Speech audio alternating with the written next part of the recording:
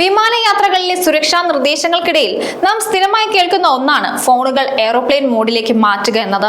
ആധുനിക വിമാനങ്ങൾ ഇത്രയധികം കരുത്താർജിച്ചിട്ടും ഒരു ചെറിയ സ്മാർട്ട് ഫോൺ വിമാനത്തിന്റെ ദിശ തെറ്റിക്കുമോ, അതോ പൈലറ്റിന്റെ ഏകാഗ്രത നശിപ്പിക്കുമോ?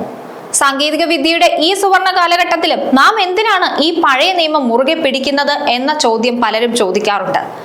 ഈ നിർദ്ദേശം ലംഘിച്ചാൽ ഒരു വൻ ദുരന്തം സംഭവിക്കുമോ എന്ന ആശങ്കയും പലരിലുമുണ്ട്. വിമാനത്തിനുള്ളിലെ റേഡിയോ തരംഗങ്ങളും മൊബൈൽ സിഗ്നലുകളും തമ്മിലുള്ള നിഗൂഢമായ ആ ബന്ധത്തെക്കുറിച്ചും ഈ നിബന്ധനയ്ക്ക് പിന്നിലെ യഥാർത്ഥ കാരണം എന്താണെന്നും പറയാം.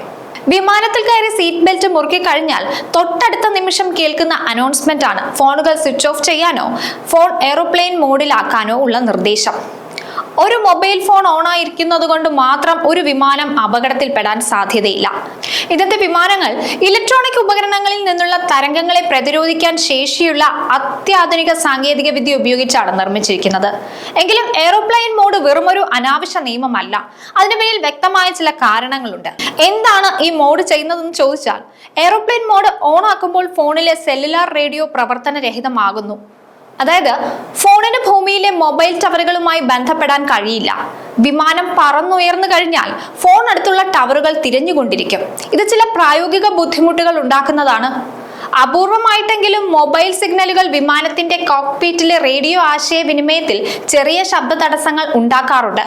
സ്പീക്കറിനടുത്ത് മൊബൈൽ ഫോൺ വെക്കുമ്പോൾ കേൾക്കുന്ന ശബ്ദത്തിന് സമാനമായി ഒന്ന് പൈലറ്റിന്റെ ഹെഡ്സെറ്റിൽ കേൾക്കുന്നത് വിമാനത്തിന്റെ സുഗമമായ നിയന്ത്രണത്തിന് തടസ്സമായേക്കാം.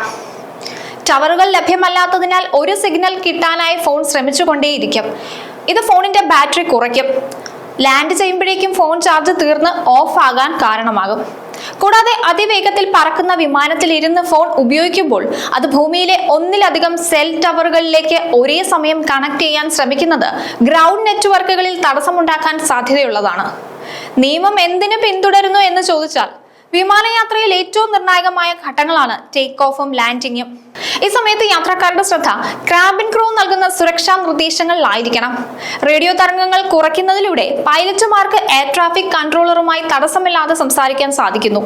ഒരു ചെറിയ അശ്രദ്ധ പോലും ഒഴിവാക്കുക എന്നതാണ് ഏവിയേഷൻ അതോറിറ്റികളുടെ ലക്ഷ്യം.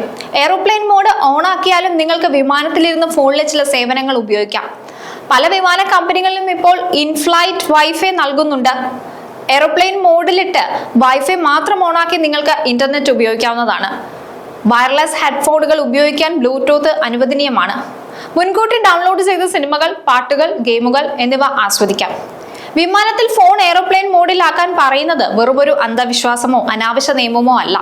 അത്യാധുനിക സുരക്ഷാ സംവിധാനങ്ങൾ വിമാനത്തിൽ ഉണ്ടെങ്കിലും പൈലറ്റും എയർ ട്രാഫിക് കൺട്രോളറും തമ്മിലുള്ള ആശയവിനിമയത്തിൽ ചെറിയൊരു ശബ്ദശല്യം പോലും ഒഴിവാക്കുക എന്നതാണ് ഇതിന്റെ പ്രധാന ലക്ഷ്യം. സാങ്കേതിക വിദ്യ എത്ര വളർന്നാലും മനുഷ്യജീവന്റെ സുരക്ഷയ്ക്ക് മുൻഗണന നൽകുന്ന ഇത്തരം ചെറിയ മുൻകരുതലുകൾ പാലിക്കേണ്ടത് ഓരോ യാത്രക്കാരന്റെയും കടമയാണ്.